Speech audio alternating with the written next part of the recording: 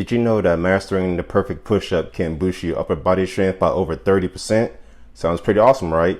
Well, let's dive into how you can make that happen.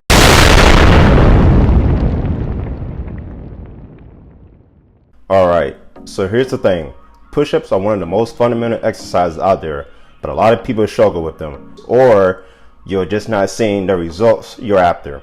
I get it, it's frustrating when you put it on the work but feel stuck, but don't worry, we all been there. The good news is, within a few weeks, you can turn things around and start seeing progress. Get ready and take notes, because I will walk you through nailing the perfect push-up. Whether you're new to push-ups or just want to refine your form, this video is just for you. Now let's break down what makes a push-up perfect. First is hand placement.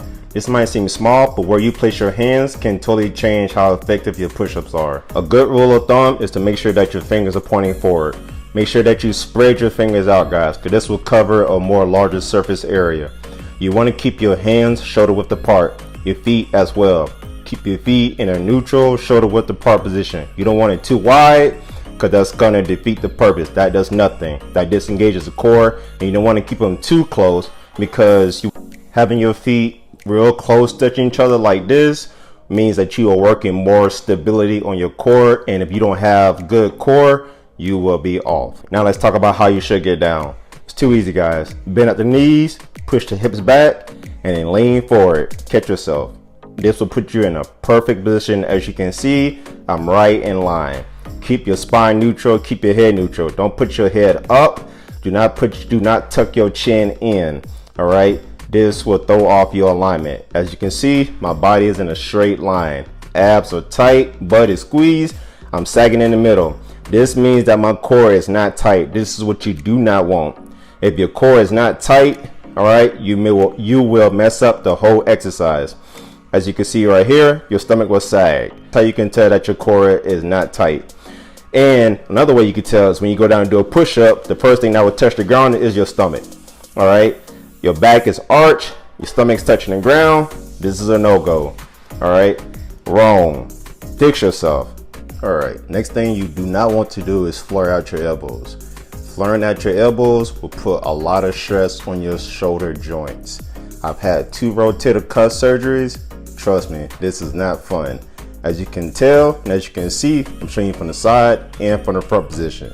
This is a no-go. Do not flare your elbows out. They should fall 45 degrees naturally to the side of your rib cage, like this right here. Next thing is the full range of motion and keeping tension at the bottom of the position. I lose tension when my legs hit the ground. I keep tension when my legs is off the ground. Keep tension in the full range of motion. Once again, when you're on the ground, keep tension. Do not relax. You can relax when your knees hit the ground.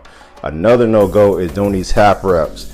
And I hate seeing these half reps. Stop doing the half reps. If you cannot do a full push-up, get your butt on your knees and develop the strength to do a push-up. All right, none of these half push-ups. This right here is showing a perfect push-up, guys. This right here also, do not keep your elbows to your side. That works per triceps. All right, that also works your chest, but your triceps are going to take over. Your triceps will be exhausted before your chest will.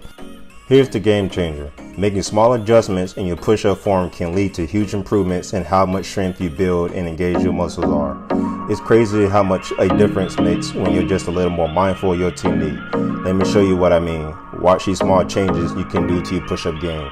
When you get tired, rotate your hands until your thumbs are pointing forward. This is because as your muscles start to fatigue, because they will, because this is a muscle endurance exercise, when you twist your hands and your elbows are in the forward position, it will recruit more muscles to help you keep pushing, all right?